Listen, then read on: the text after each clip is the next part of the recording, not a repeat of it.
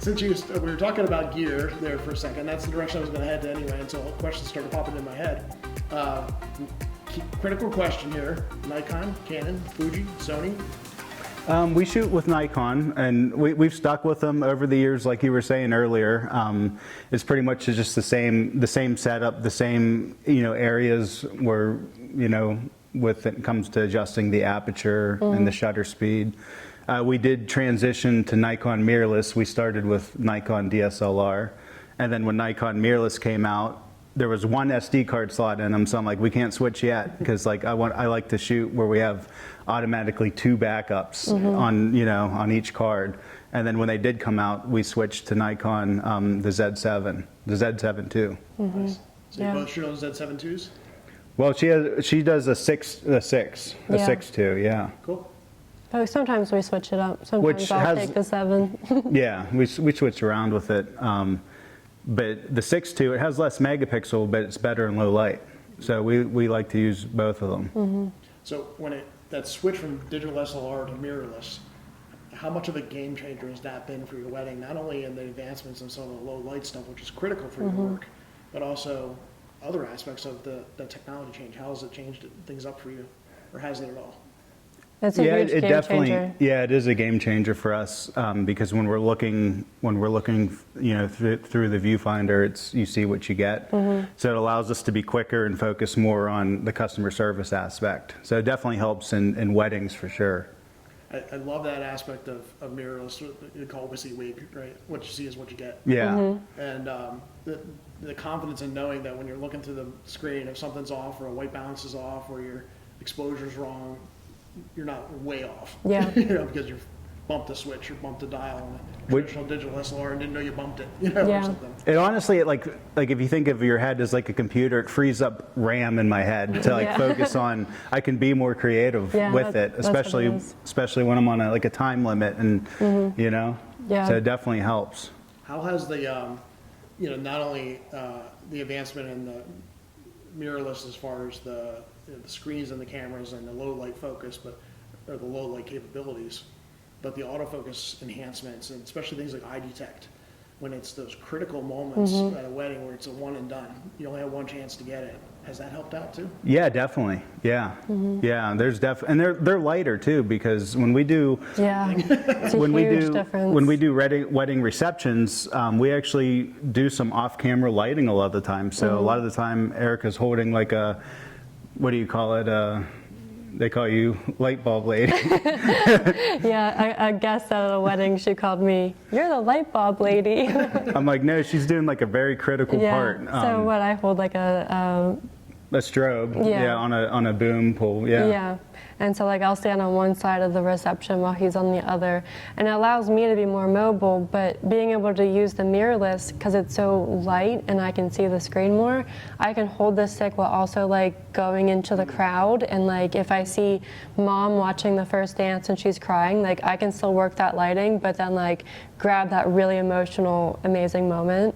So I think that's really helped us like add more emotion and be more creative during a wedding day. I think it's probably one of the most common comments that I've seen on like the Pittsburgh Photographers Facebook forum when it's people are deciding, should I go mirrorless or stick with digital SLR? Yeah. And almost every commenter is like, especially if they're in the wedding niche, which most of the folks on there are, they're like, your back and your wrists and your arms and everything else will thank you. Yes, absolutely. That alone, but after long days and the wear and tear of every weekend, the cumulative effect of that, mirrorless is a game changer in that regard. Yeah. Another piece of gear I would recommend is actually the strap itself. We use hold fast straps. So they're like, they come down here, they're like leather, and we can put 2 cameras on us at once, and if we want to be hands-free, we can be hands-free. So that's a huge game changer as well. Yeah. I'm always amazed at the variety of different systems and preferences and gear. It circles the entire photography niche, but you've got the single strap across the body, you've got the double strap, you've got I prefer over my shoulders and dangling versus the little hip holsters, or, it locks in, or the chest holsters and it snaps into there, and it's just, it blows my mind. There's all kinds of, And even going to I don't know if you guys have ever been to WPPI, the Wedding and Professional Photographers not yet. National Conference, and you walk around going, so many different options and pieces of gear, and they're Right. hyping it up as the best thing, you know, kind of thing. Yeah. So, when we stay on the topic of gear for a minute, what are your go-to lenses? Anything prime. We love the prime lenses. Whether it's an 85 is our main go-to, That's my especially favorite. especially with portrait wedding photography. It's just the compression, you know, the depth of field. It looks amazing. Even sometimes I like to put on a 70 to 200, which and then like zoom, you know, stand far back but zoom all the way in, and like what that does is the background behind the subject. It's called compression, but it just pretty much blows it up, and it provides a real interesting look. Yeah. And then of course, like, you know, wider lenses. We use zoom lenses like a 24 to 70 Yeah. f2.8, which is a nice fast lens to use. Probably a macro lens in your kit, maybe. Yeah, definitely. Yep. I know some wedding photographers that are definitely like prime focused, and they prefer the small, lightweight, you know, zoom with your feet, kind of, you know, have the kind of, you know, prime lens will certainly get you, you're not relying on the zoom, I guess is what I'm trying to say. Yeah. You kind of know that focal length, and you can really kind of adjust and get really good at that focal length versus having to worry about the whole range and stuff like that. So. And especially like when it comes to the wedding ceremony, I want to be as camouflaged as possible, and like I don't want to walk up in the middle of the pew. So like I'll put on a 70 to 200 so I can reach with the zoom, but then I also have another camera on me where I'm shooting with my prime too. So it allows me to do pretty much both. So we use like a mixture between zoom lenses and prime lenses. I've done a little bit of event photography, and it's amazing how many times people are like expecting that they have to pose, or they're like, "Oh, you know, I'm sorry for getting in your way." I'm like, "Well, I'm trying to be stealthy and like, Yeah. I prefer the candid style of, you know, Yeah. kind of documentarian from afar, you know, and get the true moment. You don't even know I'm there kind of vibe versus the staged photos. Yeah. Get together in a group, let's pop up, Yeah. kind of thing. But you always probably have to do a mix of both, I guess, probably Yeah. at weddings though too, right? Yeah, definitely. Yeah. What are the other areas of photography that we talked a little bit about seniors, we talked a little bit about starting to dabble into some family work, but where else do you spend a lot of your time? Is it on seniors, or is it in other niches, or is it purely in weddings? I do a lot of boudoir.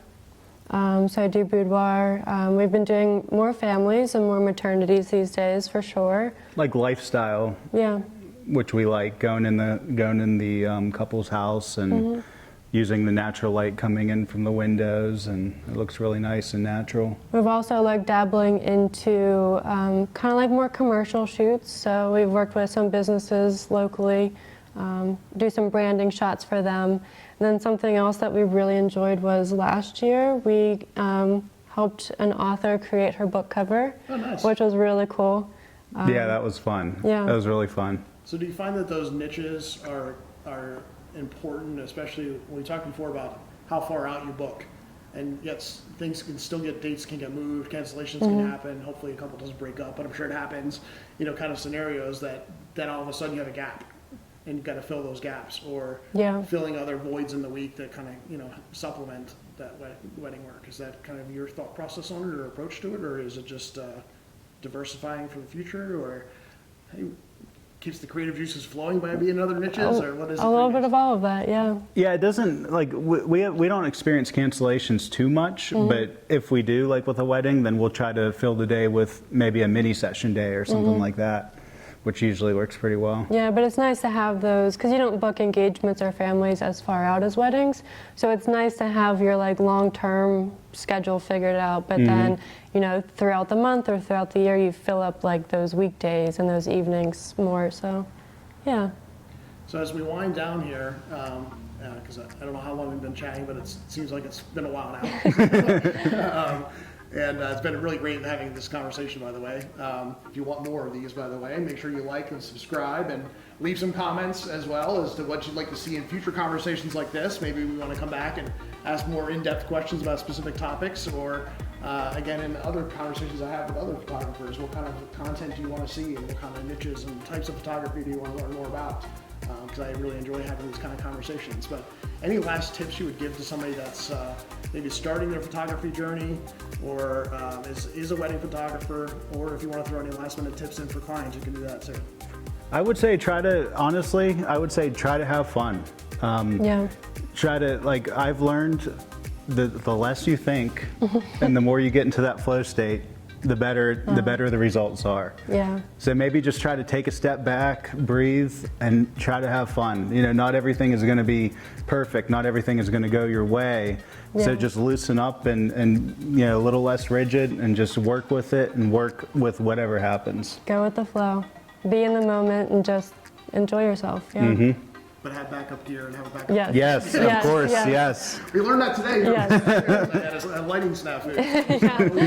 Yes. Backups on your backups for sure. Yeah, you got to have that for Yeah. sure. So last critical question, cake, cookies, or cupcakes at weddings? What's your preference? Oh. Oh, I have the biggest sweet tooth. Cheesecake too, if it's there. So. Nice. Yeah, the you know, a lot of the brides will ask, hey, you know, take some cookies home, because obviously you have that Pittsburgh cookie Yeah. table, which is so unique, you know, and we're filling up our things, and I would say all of it. Yeah. I mean, You can't pass any of it up. You're burning enough calories throughout the day. Exactly. yeah, it doesn't. Exactly. Yeah. It doesn't matter. Then we go home, you know, upload the pictures, eat cookies. Yeah. What do they say? Wedding carbs don't count. So we just fill up our to-go bags. I'm now going to become a wedding photographer. Yeah. Free cookies. The top secret thing. So this is more for me, just to see if I should rebrand. So 5 times real fast, say talk. Tog, tog, tog, tog, tog, tog. You're fine. Can you do it? Tog talk, tog talk, tog talk, tog talk, tog talk. Yeah. It's not too bad. I like No. it. So it's just me getting tongue-tied then. Yeah. Yeah. I like it. Yeah. Well, again, this is our first episode of Talk. Yeah, we'll get it I'll get better at it, but there's a graphic. I like the graphic for it, so that we'll just stick with that. But again, looking forward to more chats like this. Looking forward to having conversations with a very a broad mix of different types of photographers as well as models. So you can also check out our Meet the Model series and see a variety of conversations we've had with local models as well. Again, appreciate the subscription as well as any comments and likes, and make sure to follow them as well. And if you're looking for great wedding photographers, I'll make sure, of course, to throw their link in the description as well as on the screen several times too. So thanks again. Have an awesome day. Thank you so much for Thanks, spending guys. time. Hey, thank you. Thank you. We appreciate it. It was great. Yeah, it was good. Yay. It was fun. Way over time. Yay. That's okay. That was fun, Thank though. you.